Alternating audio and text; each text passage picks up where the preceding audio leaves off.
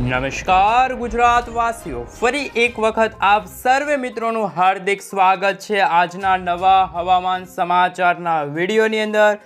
મિત્રો, હવે ગણતરીની કલાકો જ બાકી રહી છે કે ભર ઉનાળે જામશે વરસાદી માહોલ। જ્યાં મિત્રો તમે અત્યારે તમારા મોબાઈલ સ્ક્રીનની અંદર જોઈ શકો છો કે જે અત્યારે અરબ સાગર અને બંગાળની ખાડીના ઊંડાણવાળા ભાગોની અંદર આગામી દિવસોની અંદર એક વરસાદી સિસ્ટમ આકાર પામતી જોવા મળવાની છે। એક લો પ્રેશર વરસાદી સિસ્ટમ મચાવશે તબાહી, જેમાં ખાસ કરીને ભારતના દક્ષિણી ભારતના ભાગો હોય કે પછી ભારતના ગુજરાત રાજ્ય હોય કે પછી પશ્ચિમી ભારતના તમામ રાજ્ય અને ઉત્તર ભારતના જમ્મુ કાશ્મીર લાગુ વિસ્તારની અંદર પણ ફરી એક વખત ઘોર અંધકાર ફેલાતો જોવા મળવાનું છે। અંધકારની વચ્ચે, વાદળછાયા વાતાવરણની વચ્ચે વીજળીના ચમકારાની સાથે જોવા મળશે છૂટા છવાયેલા વિસ્તારોમાં અમુક ભાગોમાં તો ઝાપટા સ્વરૂપે કમોસમી વરસાદ, તો અમુક ભાગો જેમ કે પશ્ચિમી ભારતના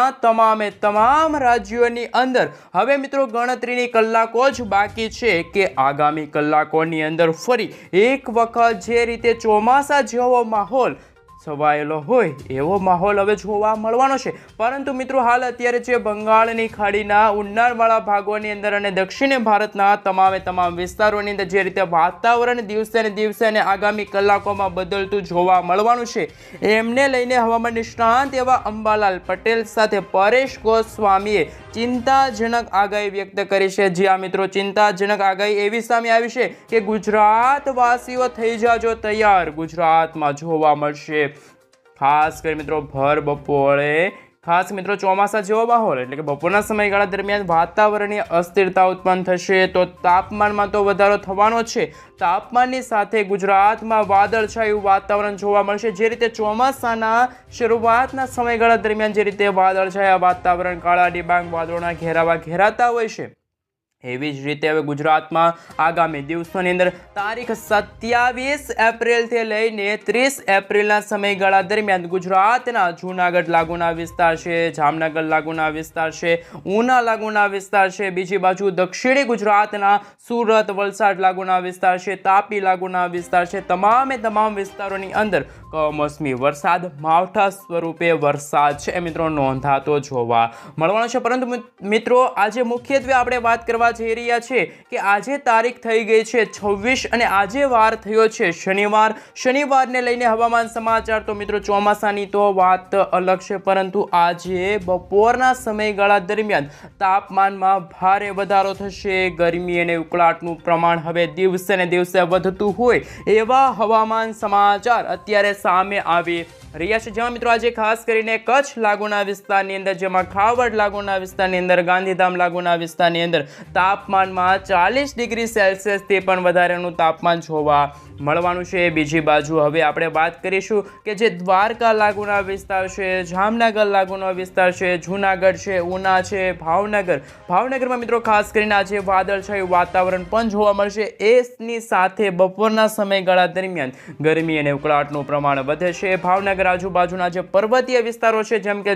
સોનગઢ છે, પાલિતાણા લાગુના વિસ્તાર છે, ત્યાં પણ તાપમાન 39 ડિગ્રી સેલ્સિયસ સુધીનું જોવા મળવાનું છે। ગરમી અને ઉકળાટનું પ્રમાણ વધશે। હીટવેવ વધવાને લઈને પણ હવામાન સમાચાર સામે આવી રહ્યા છે, પરંતુ મિત્રો ભર ઉનાળે જામશે વરસાદી માહોલ। હવામાન નિષ્ણાંત એવા અંબાલાલ પટેલ સાથે પરેશ ગોસ્વામીએ વર્ષ 2025ના ચોમાસાની પણ આગાહી વ્યક્ત કરી છે। વર્ષ 2025નું ચોમાસું વર્ષ 2024ના ચોમાસાની સાપેક્ષમાં થોડુંક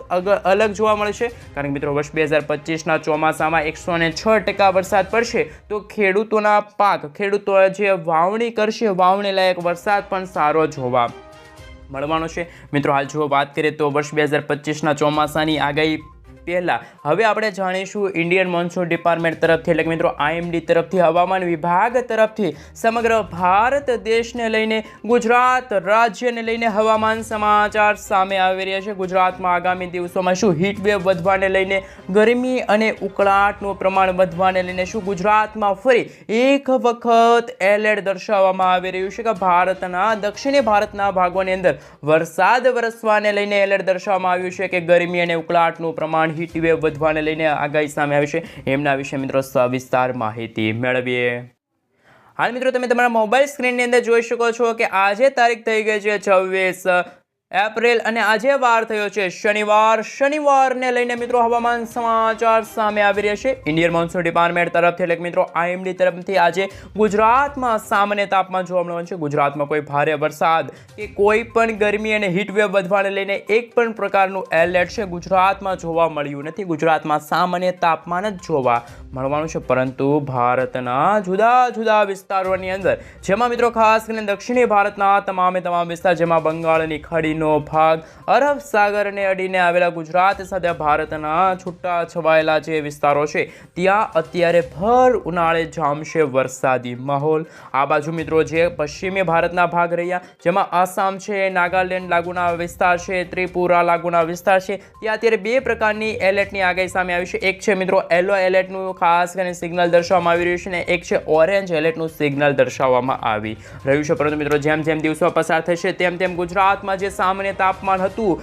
એ તાપમાનમાં ગરમી અને ઉકળાટનું પ્રમાણ વધવાને લઈને તાપમાનમાં ભારે વધારો થવાને લઈને ખાસ કરીને મિત્રો યલો એલર્ટનું સિગ્નલ છે એ ગુજરાત રાજ્યને લઈને દર્શાવવામાં આવી રહ્યું છે. બીજી બાજુ ભારતના દક્ષિણી ભારતના ભાગોની અંદર ભર ઉનાળે જામશે વીજળીના ચમકારાની સાથે મેઘગર્જના શરૂ થતી હોય અને વાદળછાયા વાતાવરણ વચ્ચે તોફાની પવનો ફૂંકાશે. ભારે પવનો ફૂંકાવાને લઈને મિત્રો ઇન્ડિયન મોન્સૂન ડિપાર્ટમેન્ટ તરફથી હાલ મિત્રો 15 કિલોમીટર પ્રતિ કલાકની ઝડપે થી લઈને 20 કિલોમીટર પ્રતિ કલાકની ઝડપે ભારે તો અમુક ભાગોમાં છોટાના પવનો ફૂંકાવાને લઈને હવામાન સમાચાર સામે આવી રહ્યા છે. બીજી બાજુ મિત્રો જેમ જેમ દિવસો પસાર થતા જશે તેમ તેમ ભારતના ઉત્તર ભારતના ભાગોની અંદર જે રીતે ગરમી અને ઉકળાટનું પ્રમાણ હતું, વરસાદી માહોલ હતો, પરંતુ ખાસ કરીને 28 તારીખના રોજ કાશ્મીર લાગુના વિસ્તારની અંદર કશ્મીર ભારતના ઉત્તર ભારતના ભાગોની અંદર જેવા મિત્રો તમે જોઈ શકો છો સામાન્ય તાપમાન જોવા મળવાનું છે.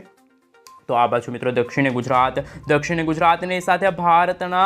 છૂટા છવાયેલા વિસ્તારોમાં જેમાં મિત્રો ખાસ કરીને ભુવનેશ્વર લાગુના વિસ્તાર છે, વિશાખાપટ્ટનમ લાગુના વિસ્તાર છે, હૈદરાબાદ લાગુના વિસ્તાર છે, મિઝોરમ લાગુના વિસ્તાર છે, સાથે સાથે તેલંગાણા તમિલનાડુ લાગુના વિસ્તાર છે, કેરળ લાગુના વિસ્તાર છે. આ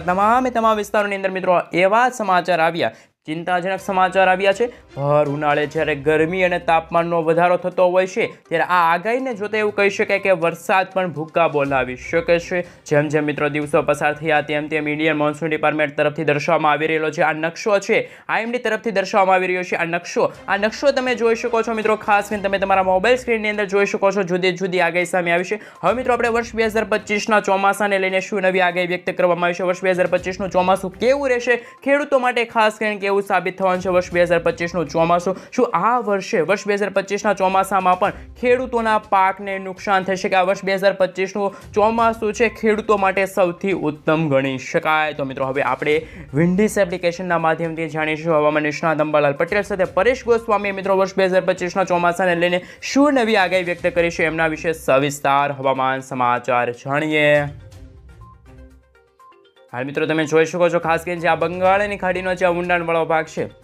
આ ઊંડાણવાળા ભાગોની અંદર અત્યારે હાલ કહી શકાય કે એક નાનકડી લો પ્રેશર વરસાદી સિસ્ટમ બની રહી છે. આ લો પ્રેશર વરસાદી સિસ્ટમ એવી લો પ્રેશર વરસાદી સિસ્ટમ છે કે હવે ગણતરીની કલાકોમાં જ ભારે પવન, ભારે વરસાદ વરસવાને લઈને હવામાન સમાચાર જોવા મળવાના છે. સાથે સાથે મિત્રો જે ખાસ કરીને જે આ ભારતના પર્વતીય ભાગોની અંદર જે ખાસ કરીને જે અત્યારે વાતાવરણ બગડતું જોવા મળી રહ્યું છે, આંધી તુફાન વંટોળ સાથે જે અત્યારે જે પવનો ફૂંકાઈ રહ્યા છે, પવનોની વચ્ચે મિત્રો આ ભાગોની અંદર અત્યારે જે વાતાવરણ છે મિત્રો જે રીતે ચોમાસાનું વાતાવરણ હોય છે અત્યારે મિત્રો એપ્રિલ મહિનાના અંતિમ દિવસો ચાલી રહ્યા છે, પરંતુ આ એપ્રિલ મહિનાના અંતિમ દિવસોની સાથે સાથે ભારતના જે આ દક્ષિણી ભારતના ભાગો છે ને પશ્ચિમી ભારત, આમ તો કહી શકાય કે મિત્રો આ બે ભાગ એવા રહે છે કે જે પશ્ચિમી ભારતનો ભાગ છે અને આ દક્ષિણી ભારતનો ભાગ, આ તમામ વિસ્તારોની અંદર જ્યારે મિત્રો ઉનાળાની શરૂઆત હોય ત્યારે આ વરસાદી સિસ્ટમ છે આ વખતે જોવા મળવાની છે. હવે મિત્રો આપણે ગુજરાતને લઈને શું હવામાન નિષ્ણાત અંબાલાલ પટેલ સાથે પરેશ ગોસ્વામી શું આગાહી વ્યક્ત કરી છે અને ખેડૂતો માટે આ વર્ષ 2025નું ચોમાસું ક્યારે શરૂ થશે એ ખેડૂતોને જાણવું ખૂબ જ અગત્યનું રહેશે.